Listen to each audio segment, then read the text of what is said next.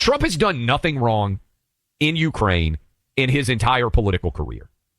All he is trying to do now, we got a new tweet out from Zelensky. Hopefully we're going to get a ceasefire and an end to the war sooner rather than later. But all he is trying to do is get back to peace.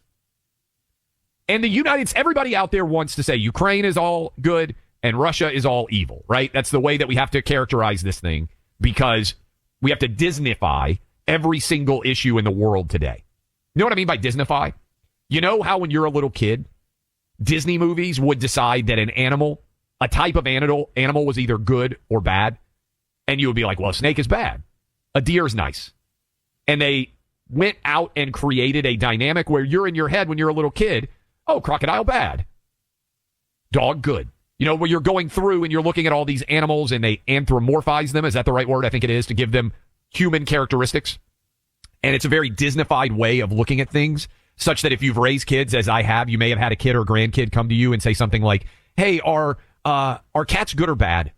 You know, as if the animal itself is innately one or the other. That's how we create political dynamics in this day and age. Let me give you one that very few people are talking about. Instead of talking about Russia and Ukraine, how about we point out that American foreign policy failures actually created the war in Ukraine?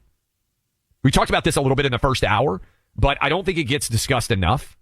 The reason why there is a war right now in Ukraine, yes, Putin invaded. I wish he had not done it.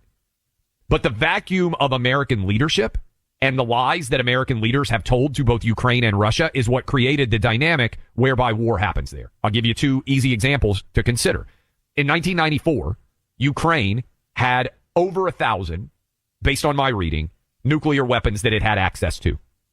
In order to get Ukraine to give up those nukes after the collapse of the Soviet Union, we entered into an agreement, Bill Clinton did, whereby we provided security guarantees to Ukraine in order to give up those nuclear weapons. Ukraine gives up the nuclear weapons. America gives a security guarantee. 2014, Putin invades Crimea. We don't do anything. Obama allows it to happen, thereby in many ways violating the security guarantee that we had given to Ukraine.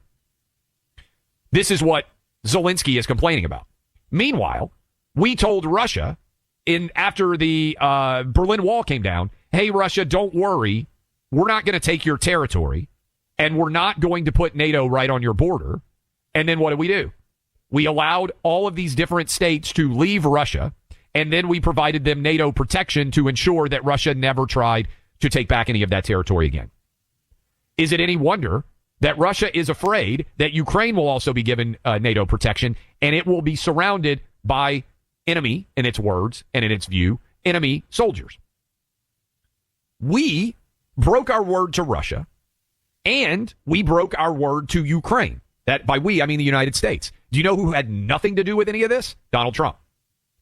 All Trump is trying to do now is step into the mess created by Bill Clinton, created by Barack Obama, created by Joe Biden, and actually bring peace to Europe.